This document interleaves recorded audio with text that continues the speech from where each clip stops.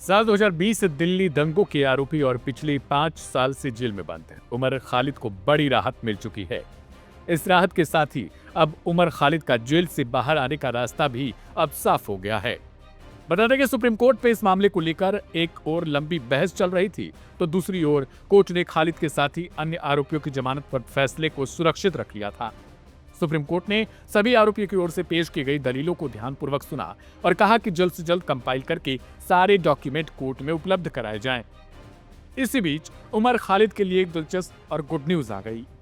दिल्ली की trial court ने उमर खालिद को 2 सप्ताह की अंतरिम जमानत मंजूर कर दी है। अदालत ने यह जमानत उनकी सगी बहन की शादी में शामिल होने के लिए दी है। फैसले के मुताबिक उमर खालिद को 16 से 29 दिसंबर तक के लिए जमानत दी गई है। अतिरिक्त सत्र न्यायाधीश समीर बाजपेयी ने आदेश में अपने कहा है कि जमानत 20,000 रुपए की निजी मुचलके और इतनी ही राशि के 2 जमानती प्रस्तुत करने पर लागू होंगी। कोर्ट ने अंतरिम जमानत के साथ सख्त शर्तें भी लगाई हैं। उमर खालिद इस दौरान किसी भी तरह का सोशल मीडिया इस्तेमाल नहीं कर सकते और न ही किसी अनधिकृत व्यक्ति से मिलने की परमिशन है। वह केवल अपने परिवार, रिश्तेदारों और शादी समारोह में शामिल होने वाले लोगों से ही मिल सकता है। इसके अलावा उमर खालिद को वहीं रहना होगा जहां शादी और उससे जुड़े कार्यक्रम आयोजित किए जाएंगे। बता दें कि उमर खालिद ने 14 से 29 दिसंबर तक जमानत मांगी थी। इसके लिए बहन की शादी 27 दिसंबर को तय है, ऐसा बताया गया। खालिद को सितंबर 2020 में गिरफ्तार किया गया था और दिल्ली दंगों की बड़ी आपराधिक साजिश, दंगा, गैरकानूनी सभा और यूपीए की गंभीर धाराओं के तहत केस दर्ज किया गया था। हाईकोर्ट और ट्रायल कोर्ट ने उमर खालिद की नियमित जमानतें पहले से ही खारिज कर चुकी हैं, जबकि सुप्रीम कोर्ट में जमानत याचिका लंबित है।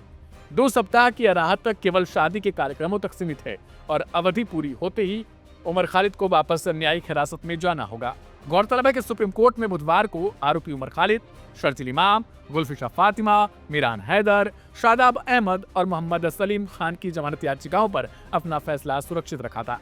करीब 2 घंटे चली सुनवाई के दौरान दिल्ली पुलिस और आरोपियों की ओर से लंबी दलीलें पेश की गईं।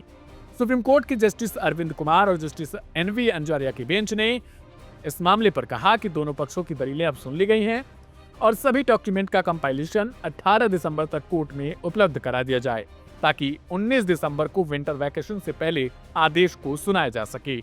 बेंच ने solicitor general Tushar Mehta, additional solicitor general S V Raju और सीनियर वकील कपिल सिब्बल, अभिषेक मनु सिंघवी, सिद्धार्थ दवे, सलमान खुर्शीद और सिद्धार्थ लूथरा की दलीलों को ध्यानपूर्वक सुना और फिर फैसले को सुरक्षित रख लिया। ऐसे में यह फैसला उमर खालिद के लिए एक राहत भरी खबर है। फिलहाल इस खबर को लेकर आपकी क्या राय है, कमेंट बॉक्स में हमें जरूर लिखें।